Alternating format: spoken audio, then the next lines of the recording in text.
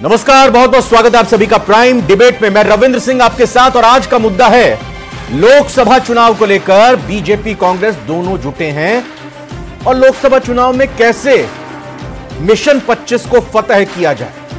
BJP चाहती है ज्यादा से ज्यादा सीटें या कहीं की पूरी 25 सीटें एक बार फिर से जीतना, और कांग्रेस भी अपनी रणनीति पर काम करते हुए चाहती है कि इस बार सीटें जीती जाए और इतनी सीटें जीती जाएं ताकि इज्जत बची। और इसी की रणनीति पर बीजेपी ने कोर कमेटी की बैठक में मंथन किया।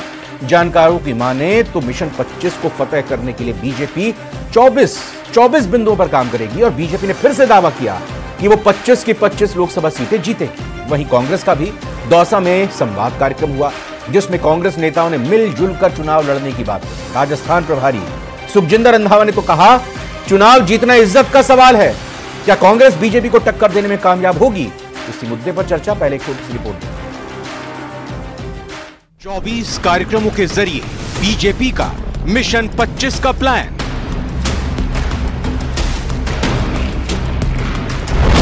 बीजेपी का दावा 25 सीटों पर कमल खिलना तय। आज फिर आपको कहता हूं, पूरी जिम्मेदारी के साथ में कहता हूं, अपने डायरी में लिख लीजिए, राजस्थान में 25 कमल 25 के 25 सीटों पर खिलने वाले। बीजेपी के मिशन 25 पर ब्रेक लगाने के लिए कांग्रेस की कवायद।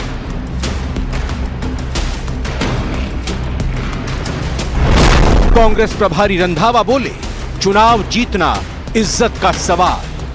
तो ताकि आप जिनको बनाना चाहते हैं, जो भी बात करेंगे उसको टिकट देंगे। ये मेरे को इलेक्शन जीतनी है, जो हमारी इज्जत का सवाल है। मिशन 25 को रोकने के लिए कांग्रेस की कोशिश में कितना दम? 25 का प्लान वर्सेस इज्जत का सवाल।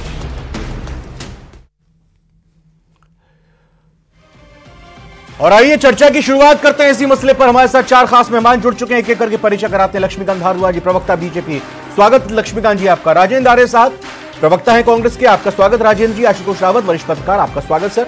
निरंजन पोद्दार जी, राजनीतिक विश्लेषक, निरंजन जी आपका भी स्वागत।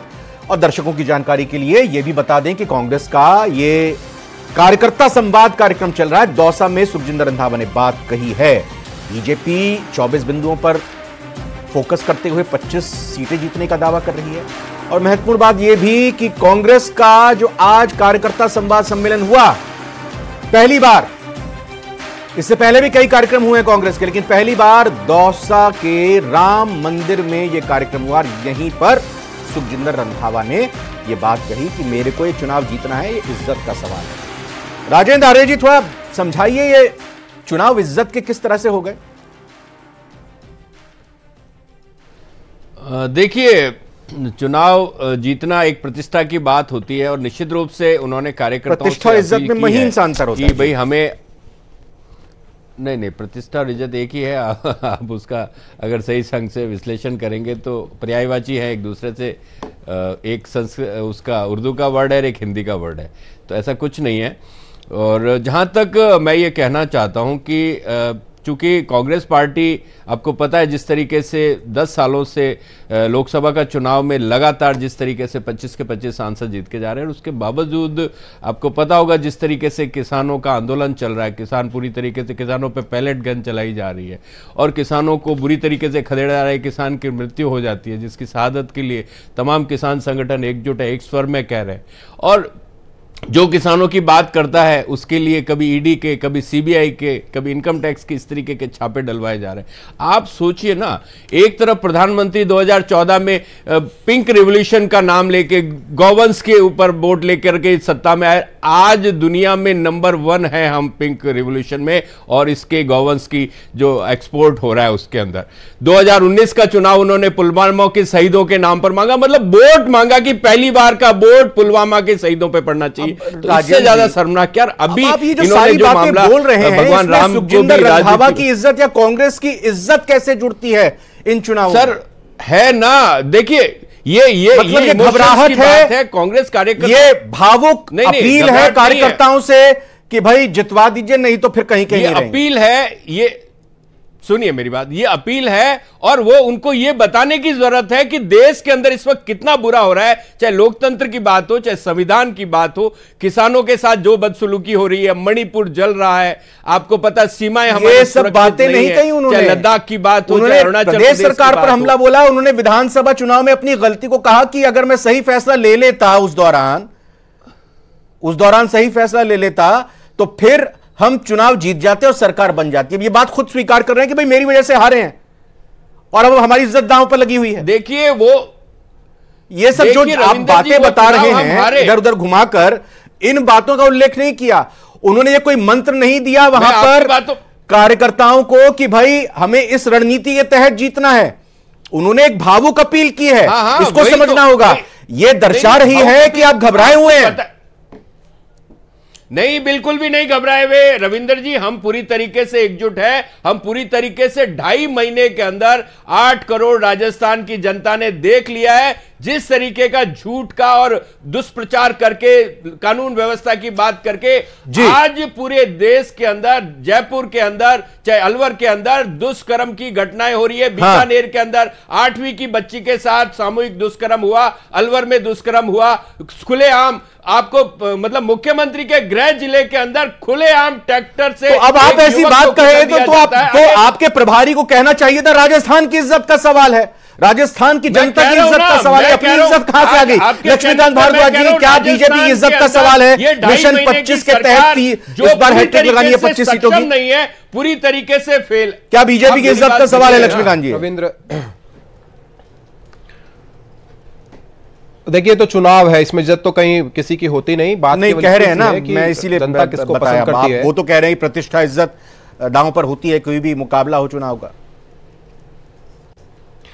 देखिए अगर वो कह रहे हैं और वो बात अगर सच है कि वो कह रहे हैं कि उनकी इज्जत का सवाल है, तो ये इज्जत तो उनकी गई, अब तो किसी और चीज का सवाल उनको बना लेना चाहिए। आपको इस जानकर जो आपके कांग्रेस पार्टी के प्रवक्ता यहां बोल रहे हैं उसकी अगर तुलनात्मक आप लोग देखेंगे तो आपको पता लग जाएगा कि लगभग यही डिबेट 2019 के आपके स्टूडियो में होती थी, 2014 में भी इसी तरह की डिबेट होती थी और उसमें कांग्रेस का इसी तरह का रुख रहता था। उसका परिणाम क्या है सब लोगों को पता है। देखिए क्या है कि राजस्थान की जनता बहुत समझदार है और राजस्थान की जनता ने केवल 2.5 महीने में, 2.25 महीने में इस बात का आकलन कर लिया कि राजस्थान में जो पिछली सरकार चल रही थी और इस 2.25 महीने की सरकार है, इसमें अंतर क्या है। राजस्थान के 70 लाख छात्रों का भविष्य बर्बाद करके सरकार ने सम्मिलित होकर सरकार की मिली भगत से पेपर लीक कराए। आज वो पेपर लीक करने वाले अभियुक्त पकड़ में आ रहे हैं, 3 दर्जन लोग पकड़ में आ चुके हैं। जिस तरीके से अपराध राजस्थान में बढ़ा हुआ था, हमारी बेटियां टुकड़ों में काटकर बलात्कार के बाद में भट्टियों में जलाई जा रही थी, 15-15 साल की बच्चियां। किस तरह के हालात राजस्थान में थे, आज उसके ऊपर कंट्रोल होना शुरू हुआ है। संगठित अपराध जो कांग्रेस पार्टी के शासन में पनप गया था, उसके ऊपर बुलडोजर चलाने का काम भारतीय जनता पार्टी की सरकार, भजन लाल शर्मा जी की सरकार। आज जो संवाद कार्यक्रम बता रहा हूं ना मैं, एक बात बता रहा हूं। अरे भैया एक मिनट राजेंद्र जी प्लीज मेरे को क्रॉस क्वेश्चन कर लीजिए। राजेंद्र जी प्लीज आप मत बोलिए, राजेंद्र जी प्लीज। 2.5 महीने के अंदर अरे राजेंद्र जी 1 मिनट भाई, राजेंद्र जी लक्ष्मीकांत जी को बोलने दीजिए। लोगों को अरे राजेंद्र जी प्लीज होल्ड बस राजेंद्र जी दिया जाता है। लक्ष्मीकांत जी आज ये जो संवाद कार्यक्रम हुआ उसमें 2 बातें महत्वपूर्ण कही गई डोटासरा साहब की तरफ से कि क्या अब पेपर लीक और भ्रष्टाचार खत्म हो गया क्या? भजन लाल जी जब दिल्ली से पर्ची लेकर आएंगे तब काम करना शुरू करेंगे, तो इस तरह की बातें भी कही गई। देखिए मैं वही कह रहा हूं आपको, राजस्थान के जनता के मुद्दों की बात समझ नहीं है इनको। समझ होती तो इनकी दशा थोड़ी होती है। ये लोग बनावटी बातें करते हैं। पर्ची की सरकार, कांग्रेस पार्टी से बड़ी पर्ची चलती है कहीं पे? पर्ची लेकर आए थे यही मल्लिकार्जुन खड़गे राहुल गांधी की 25 सितंबर 2022 को यूं फाड़ के लौटा दी थी अशोक गहलोत ने। यहां से पर्ची लेकर ही गोविंद डोटासरा अध्यक्ष बने और पर्ची से ही टीकाराम जूली नेता प्रतिपक्ष बने।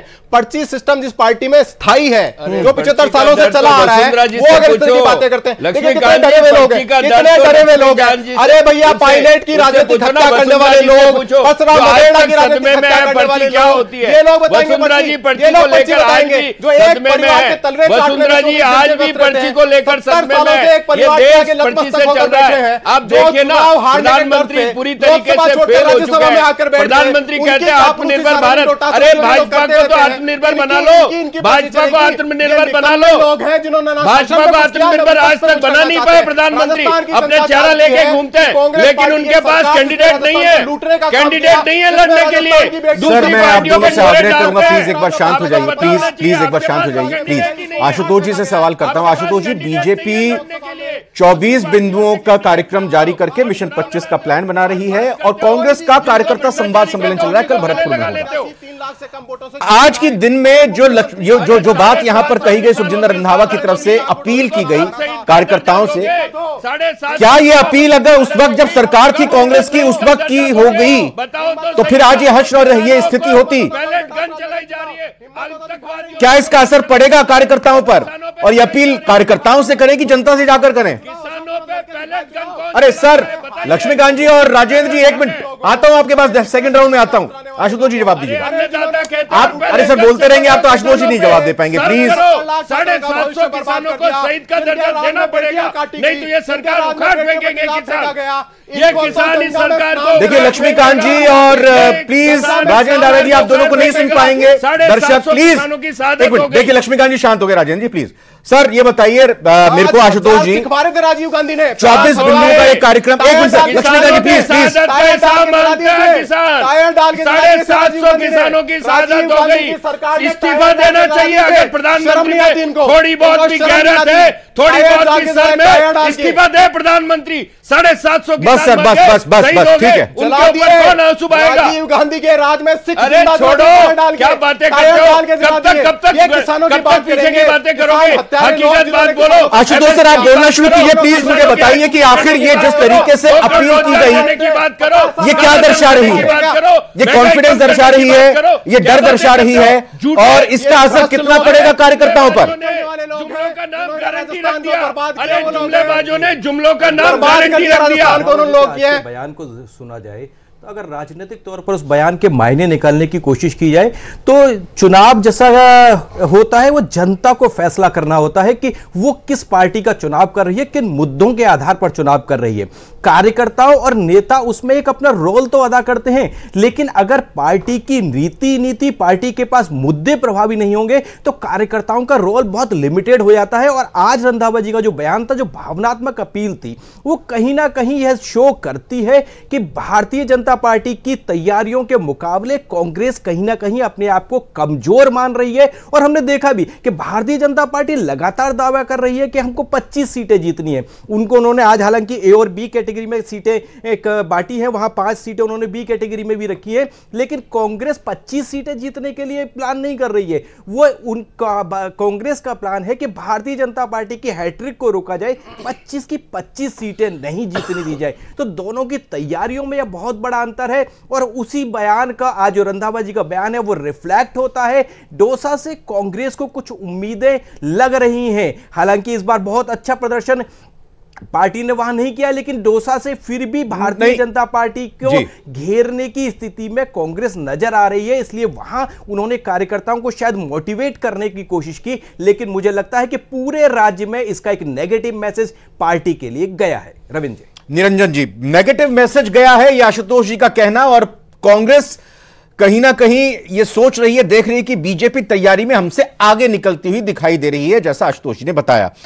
और क्या उनके इस बयान को इस तरह से भी देखा जाए कि भाई माफ कर दीजिएगा, भूल चूक लेनी देनी जो पीछे जब सरकार थी, अगर किसी कार्यकर्ता की ना सुन पाए हों अहंकार के चलते, दौसा से 2 या 3 मेरे ख्याल से 4 शायद मिनिस्टर थे, उन्होंने आपकी बात ना सुनी, लेकिन अब ये इज्जत का सवाल है, भाई सब कुछ पिछली बातें भूल जाइए, क्या इसका अर्थ ये भी है?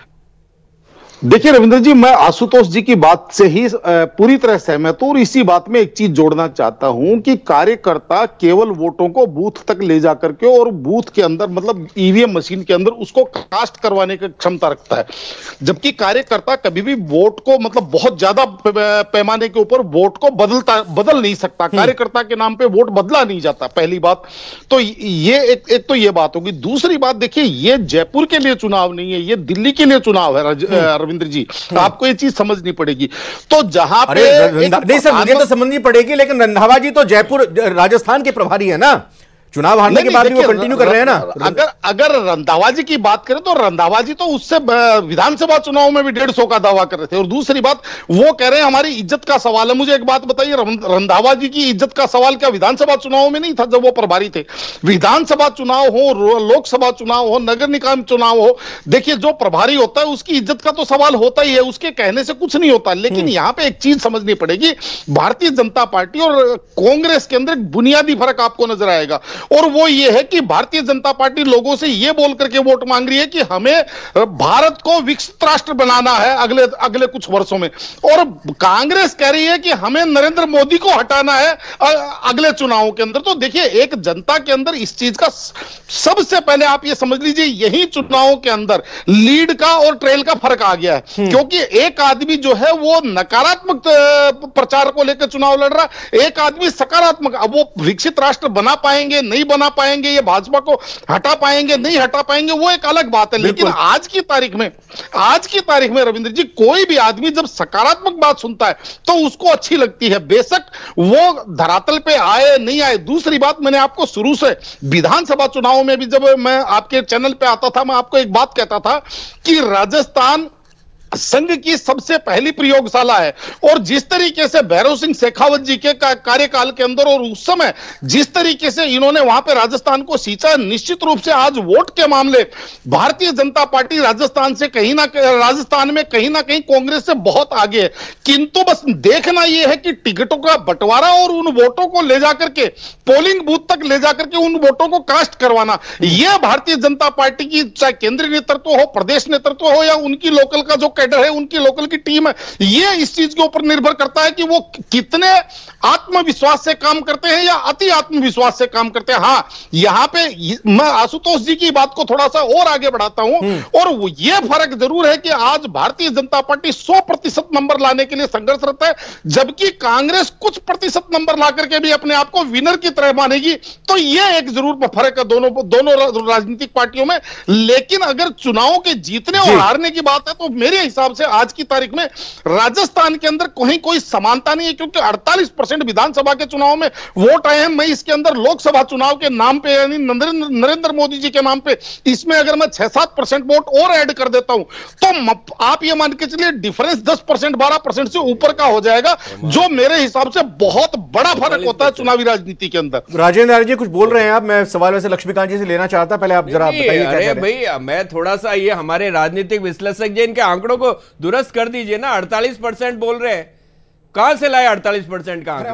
पिछली बार तो 58 आए थे। अरे छोड़िए, अभी कह रहे हैं 42% वोट लाए, 40% हमारे को मिला, 1.25% का फर्क है। सर वो एक मिनट राजेंद्र आर्य जी, वो पिछले 2019 लोकसभा चुनावों की बात कर रहे हैं, वो विधानसभा के नतीजों की बात नहीं कर रहे थे। लोकसभा चुनाव की विधानसभा का बोले थे, विधानसभा का बोले थे। रविंद्र जी, वास्तविकता ये है कि इनको अपने पक्ष की बात इनको ज्यादा सुनाई देती है। ये जो दृष्टिकोण लेकर के बैठ, अच्छा एक मिनट राजेंद्र आर्य जी, ये बताइए राजेंद्र जी 2023 विधानसभा में, चलिए आप ही बता दीजिए, बीजेपी के कितने प्रतिशत वोट आए थे, कांग्रेस के कितने प्रतिशत थे? 2019 लोकसभा में बीजेपी के कितने प्रतिशत थे और कांग्रेस के कितने प्रतिशत थे? बताइए आप, आपके पास आंकड़े दुरुस्त है। विधानसभा की बात हो रही है, हम 19 की बात नहीं कर रहे। 19 की भी करिए ना भाई, हम पूछ रहे हैं ना, 19 की भी करिए।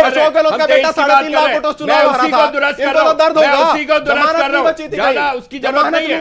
मैं आपको बात बता रहा हूँ, मोदी जी को पूरे देश में 62% मोदी जी के खिलाफ पड़ा है, 62% वोट उनके खिलाफ पड़ा है। मतलब क्या है? प्रधानमंत्री। अच्छा राजेंद्र जी एक मिनट,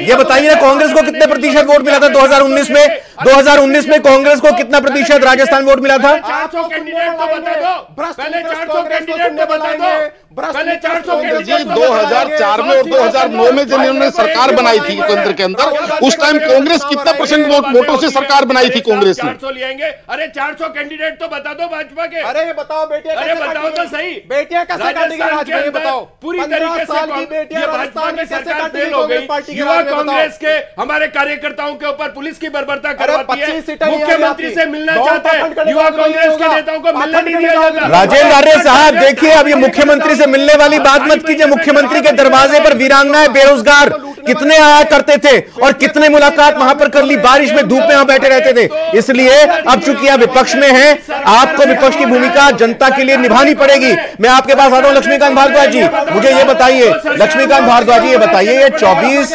बिंदुओं का कार्यक्रम क्या है? ये कौन सी जीत का सूत्र है? उठा के बंद कर रहे हैं उनको।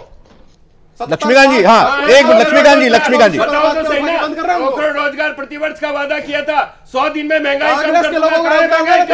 राजस्थान के लोगों के देश को लुटा दिया पूरी तरीके से। आम आदमी को 80 करोड़ लोगों को राशन दे के क्या खरीद लिया? की जनता पूरा देश महंगाई से ग्रस्त है। बांट रहे थे लोग 5 किलो अनाज देते हैं, अरे 5 किलो अनाज देते, लेकिन क्या लक्ष्मीकांत जी, मेरा सवाल आप सुन पा रहे होंगे, मुझे ये बताइए जो 24 बिंदु का कार्यक्रम है इसका क्या मकसद है, क्या मतलब है? और अमित शाह के दौरे के बाद जिस तरीके से संगठन और सरकार एक्टिव नजर आ रही है और ये देखा भी कि किस तरह से मंत्रियों की डांट फटकार वहां पर लगाई गई थी चुनावी तैयारियों को लेकर, तो बीजेपी भी अब एक तरह से कहें कि पैरों पर पूरी तरह से राजस्थान में खड़ी होती नजर आ रही है और कोशिश में लगी हुई है, कोई ढील नहीं बरतना चाह रही।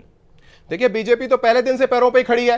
2014 में हमने 25 की 25 लोकसभा सीटें जीती, 2019 में जीती। अब आपके पास कैंडिडेट ढूंढते फिर रहे, खुद के पास अपने कैंडिडेट नहीं है। 2014 के अंदर 100 कैंडिडेट बाहर से लेके लड़वाए और आज भी जिनको भ्रष्ट कहते हैं ना उनको गले। राजेंद्र जी, आप गलत कर रहे हैं, देखिए बीच में आप बोल रहे हैं। राजेंद्र जी प्लीज, ये सही नहीं है। राजेंद्र जी, आपके पास तो कैंडिडेट भी नहीं है। अरे कितना दोगलापन करते हो आप, जिनको भ्रष्ट कहते हो उन्हीं को गले लगाते हो। अरे छोड़ो, शर्म करो, कुछ तो शर्म करो। देश को लूट के खा गए, किसानों को बर्बाद कर दिया, युवाओं को बर्बाद कर दिया। अच्छा आशुतोष जी, जब आप बोलेंगे तब दोनों शांत होंगे। आशुतोष जी, कांग्रेस का जोश हाई है। राजस्थान के आशुतोष जी, राहुल गांधी की यात्रा निकाली जिन लोगों ने। आशुतोष जी, कांग्रेस का जोश हाई है। राहुल गांधी की यात्रा की बात की, 25 तारीख को यात्रा आ रही है, इसीलिए राजेंद्र जी भी पूरे जोश में दिखाई दे रहे हैं। आशुतोष जी, अरे सर एक मिनट सुन लीजिए भाई, उनको भी सुन लीजिए। आप बोलिए आशुतोष जी, बोलिए। 25 जीतेंगे। रविंद्र जी, अगर आप हाल ही के वो विधानसभा चुनाव को अगर पैरामीटर माने तो कांग्रेस ने 11 लोकसभा सीटों पर बढ़त हासिल। राजेंद्र जी, राहुल गांधी की यात्रा पर बोल रहे हैं, राजस्थान आने वाले राहुल गांधी, सुन लेते हैं उनको, बोलिए। कांग्रेस के नेता अगर राहुल देखिए राहुल गांधी जी की यात्रा को जिस तरह का जन समर्थन मिल रहा है वो निश्चित तौर पर देखने योग्य है, लेकिन उसकी तोड़ भारतीय जनता पार्टी ने एक ढूंढ रखी है कि जहां जहां राहुल गांधी जाते हैं उनकी यात्रा की जगह वो किसी न किसी पार्टी के नेता को, कांग्रेस के को अपनी तरफ ले आते हैं और नतीजन यह होता है कि चर्चा राहुल गांधी की यात्रा पर नहीं होती, मुद्दों पर नहीं होती, वरन चर्चा होती है कि कांग्रेस में कैसे टूट हो रही है। तो भारतीय जनता पार्टी की एग्रेसिव मार्केटिंग, एग्रेसिव कैंपेनिंग के थ्रू काम कर रही है और उसमें बढ़त हासिल कर रही है। वो अभी तक कांग्रेस यह नहीं समझ पाई है कि नरेंद्र मोदी ब्रांड के साथ कैसे निपटना है, और जब तक वो इसका तोड़ नहीं ढूंढ पाएंगे शायद ऐसी ही परिस्थिति हमको देखने। निरंजन जी, मैं आपसे जानना चाहूंगा, राहुल गांधी अब आने वाले हैं राजस्थान में और जैसे शुरुआत इस यात्रा की पूर्वी भारत से हुई है, क्या आपको लगता है यहां राजस्थान में किस तरह का इंपैक्ट वो छोड़कर जाएंगे और इस चुनावी लड़ाई में अपने कार्यकर्ताओं का जोश हाई कर पाएंगे? निश्चित रूप से रविंद्र जी, जिस तरीके से राहुल गांधी जी मान लीजिए मणिपुर से जब यात्रा लेके निकले हैं, उसके बाद में जैसे जैसे उनकी यात्रा राज्यवार आगे बढ़ी है वैसे वैसे इनको कुछ ना कुछ समझ लीजिए कुछ डैमेज हुआ है। यानी कि चाहे वो भारतीय जनता पार्टी के द्वारा ये दिया गया है, चाहे वैसे ही कांग्रेस के नेता छोड़ करके गए हैं, या चाहे ममता बनर्जी ने दिया हो, चाहे किसी भी मतलब किसी अन्य अपने ही अंदर कोई ना कोई डैमेज हुआ हो। लेकिन अभी जिस तरीके से उत्तर प्रदेश के अंदर इनके पास एक समझ लीजिए इनके लिए इनके हिसाब से शुभ समाचार आया है कि समाजवादी पार्टी के साथ इनका समझौता होगा। राजस्थान की बताइए निरंजन जी की, क्या इस बार एक बार फिर से इस यात्रा में एक तरफ अशोक गहलोत जी होंगे और दूसरी तरफ सचिन पायलट जी होंगे, भले ही दिखाने को?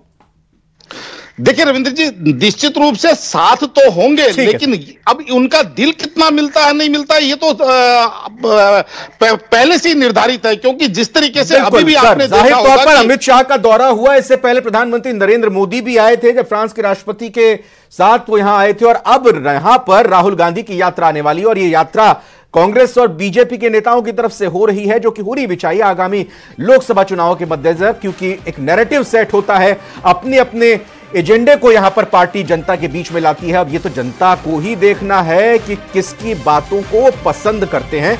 चारों खास मेहमानों का बहुत बहुत धन्यवाद। फिलहाल आज प्राइम डिबेट में इतना ही। आप बने रहिए न्यूज़ 18।